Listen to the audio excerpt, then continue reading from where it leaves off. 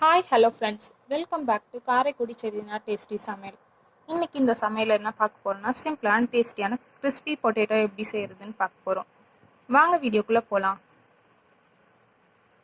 3 உருளைக்கிழங்கு வேக வச்சு எடுத்து வச்சுருக்கோம்.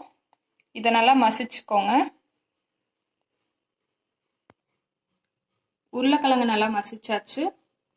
இது கூட பெரிய வெங்காயம் ஒன்று சின்ன சின்னதாக கட் பண்ணி சேர்த்துக்கோங்க.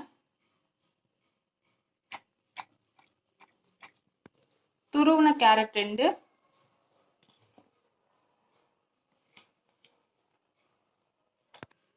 ஒரு பச்சை மிளகாய் சின்ன சின்னதாக கட் பண்ணி சேர்த்துக்கோங்க. கொஞ்சம் கொத்தமல்லி,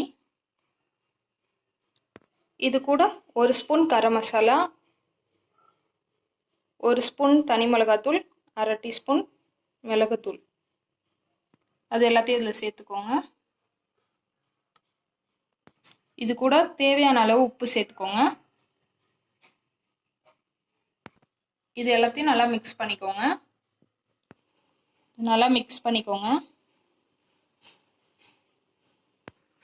இது கூட 1/2 டீஸ்பூன் மைதா மாவு சேர்த்துக்கோங்க. 1/2 ஸ்பூன் கார்ன்ஃப்ளவர் மாவு சேர்த்துக்கோங்க. இது எல்லாத்தையும் சேர்த்து நல்லா மிக்ஸ் பண்ணிக்கோங்க.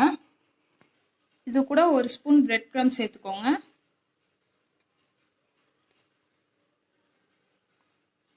இது எல்லாத்தையும் சேர்த்து நல்லா மிக்ஸ் பண்ணிக்கோங்க. இது இந்த மாதிரி கையில் பெருசாக தட்டிக்கோங்க. இதுக்கு நடுவில் சீஸ் வச்சுக்கோங்க. வச்சுட்டு இதை நல்லா ரவுண்ட் பண்ணிக்கோங்க. இதை நல்லா உருட்டியாச்சு.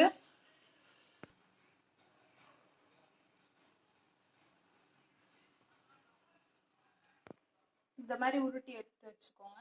சீஸ் பால்ஸ் எல்லாத்தையும் உருட்டியாச்சு. இப்போ இதை கார்ன்ஃப்ளவர் ஊற்றி தண்ணியில் மிக்ஸ் பண்ணிக்கோங்க. அதுக்கப்புறம் பிரெட் க்ரம்ஸில் சேர்த்துக்கோங்க. அடுப்பு ஆன் பண்ணி சட்டி வச்சு எண்ணெய் நிறையா ஊற்றிக்கோங்க. இது நல்லா ஹீட் ஆனோடனே உருட்டி வச்ச சீஸ் பாலை சேர்த்துக்கோங்க. சிம்மில் வச்சு இதை வேக வச்சுக்கோங்க. சிம்மில் வச்சு நல்லா வேக வச்சாச்சு. கோல்டன் ப்ரௌன் கலரில். இதை ஒரு பிளேட்டில் எடுத்துக்கோங்க. பிளேட்டில் மாற்றியாச்சு. அவ்வளோதான், சிம்பிளான டேஸ்டியான crispy potato cheese ball ready. இந்த வீடியோ உங்களுக்கு பிடிச்சிருந்துச்சுன்னா லைக் பண்ணுங்கள், ஷேர் பண்ணுங்கள், கமெண்ட் பண்ணுங்கள். அண்ட் மறக்காமல் சப்ஸ்கிரைப் பண்ணுங்கள். பக்கத்தில் இருக்க பெல் ஐக்கானையும் கிளிக் பண்ணுங்கள். அப்போ தான் நாங்கள் போடுற வீடியோ உங்களுக்கு உடனே நோட்டிஃபிகேஷனாக வரும்.